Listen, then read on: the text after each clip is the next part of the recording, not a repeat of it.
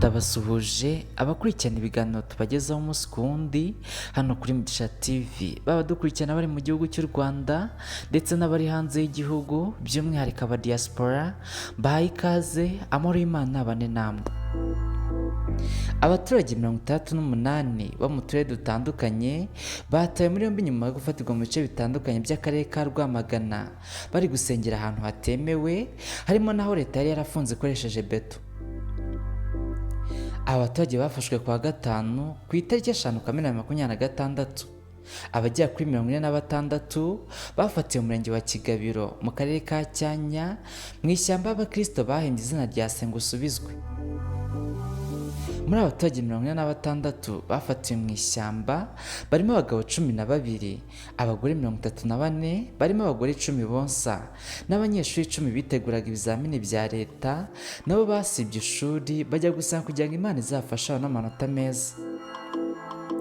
Abandi baturage 22 bo bafatiwe mu murenge wa Gahengeri mu kagari ka Kagezi ahari urutare rwa Samatare.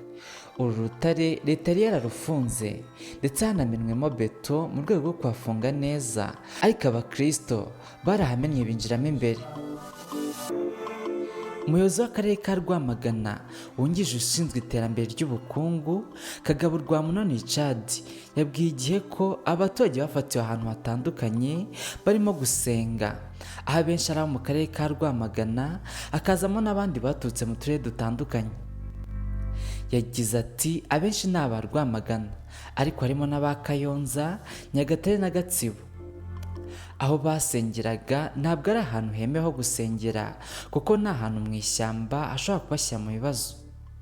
Ahandi twabafatiye ni ahantu mu rutare rwa Samatare. Twari twarahafunze kuko ni ahantu habi hashyira ubuzima bwabo mu kaga. Birababaje rero kubona abantu bajya kuhashakira Imana kandi ari ahantu hatemewe. Visi Meya Kagabo yavuze ko uretse kuba barakoze ibitemewe, harimo no kwigomeka ku byemezo bya leta bagajya gusenya ibikorwa remezo leta yubatse kugira ngo binjemo bahasengere. Yatanze urugero ku buvumo bwa Samatare, aho leta yatanze arenga miliyoni 3 mu kubakira neza kugira ngo irinde ubuzima bw'abaturage, ariko bakaba baragiye kuhasenya. Ati ubutumwa twatanga ni uko Imana idashakirwa mu buvumo. Imana ntabwo ishakirwa mu ishyamba, nta nubwo ishakirwa ahantu hashyira ubuzima bwabo mu kaga, kandi na leta ntabwo ibyemera. Buri wese azafata Bibiliya arebe, ntabwo gusengera ahantu hatemewe ari byo, kandi nta nubwo leta izabyihanganira.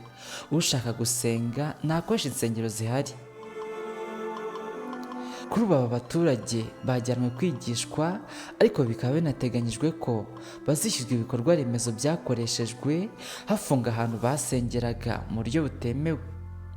Ubuyobozi buvuga ko bubashinja kwigomeka ku byemezo by'ubuyobozi, kugumura abaturage ku buryo bashobora no kubihanirwa. Mu mwaka wa 2024 ubwo icyorezo cya Marburg yagaragaraga mu Rwanda, Minisiteri y'Ubuzima yavuze ko umurwayi wa mbere yagaragayeho yandujwe n'uducurama twagaragaye mu kirombe cy'amabuye y'agaciro kiri hafi y'umujyi wa Kigali.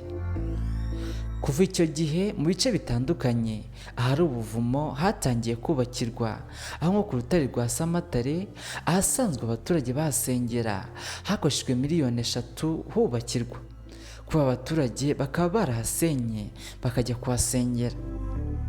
Mushimira kandi subscribe kuri Mugishatv, nawe utarayikora yikwiye kugira ngo tube tubana umunsi ku wundi mu biganiro tubagezaho. Ndabashimiye.